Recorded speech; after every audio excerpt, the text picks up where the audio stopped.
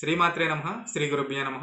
రాజశ్రీ జ్యోతిర్వాస్తు కార్యక్రమంలో ఈ రోజున ప్రధానంగా తెలుసుకుందంటే మనం అనుకున్న పనులు ఎప్పుడు కూడా జరగకపోవడానికి గల కారణాలు.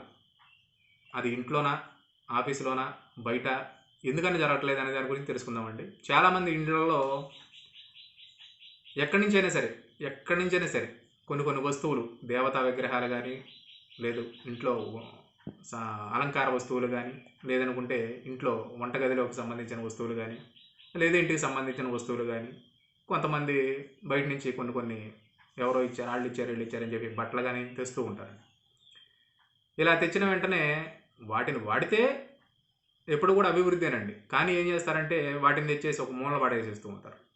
మనకి ఎప్పుడైతే మనం అనుకున్న పనులు ఎప్పుడైతే జరగకుండా ఉంటాయంటే మన ఇంట్లో పనికిరాని వస్తువులు ఏదైతే ఉంటాయో అవి ఎప్పటికప్పుడు క్లియర్ చేసుకుంటూ ఉండాలండి. మనం కావాల్సినవి మాత్రమే ఇంట్లో పెట్టుకుని అవసరం లేనివి మాత్రం బయటకు పడేసేయాలండి. అది ఎంత ఉపయోగపడేదైనా సరే, మనం వాడలేదు అనుకుంటే వాడని వస్తువు ఏదైనా సరే, అది ఆగిపోయిన గడియాలు అవ్వచ్చు, లేదనుకుంటే పూజా సామాన్లు, కొన్ని పాడైపోయిన పూజా సామాన్లు, పాడైపోయిన వంట పాత్రలు, లేదా బట్టలు, లేదా భర్తకు సంబంధించిన కొన్ని వస్తువులు, అది భర్తకు సంబంధించిన బట్టలు కానీ, భర్తకు సంబంధించిన కొన్ని వస్తువులు ఏదైతే మనం ఇంట్లో వాడకుండా ఒక మూలన పడేసేస్తామో వాటిని వెంటనే తీసేయడం వల్ల, వాటిని వెంటనే ఇంట్లో నుంచి బయటకు పంపించడం వల్ల మనం అనుకున్న పనులు ఎప్పటికప్పుడు తొందరగా ముందుకెళ్తాయి. అలాగే ప్రతి ఒక్కరు కూడా తెలుసుకోవాల్సిన విషయం ఏంటంటే అటకల మీద పెడుతూ ఉంటారండి చాలా వస్తువులు. తర్వాత వాడదాం అని చెప్పేసి.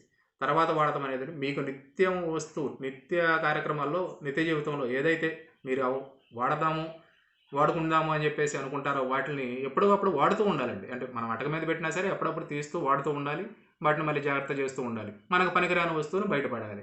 ఎప్పుడైతే మనం పనికిరాని వస్తువులను బయట పడేస్తూ ఉంటామో, అది ఎలక్ట్రికల్ వస్తువులు కావచ్చు, లేదనుకుంటే ఇంకా ఏదైనా అవ్వచ్చు, అవి బయటకు పడేస్తూ ఉంటే ఏమవుతుందంటే మనం ఎప్పుడైతే ఏదైతే కార్యక్రమం అనుకుంటామో ఆ కార్యక్రమం తొందరగా జరగడానికి అవకాశం ఉంటుందండి.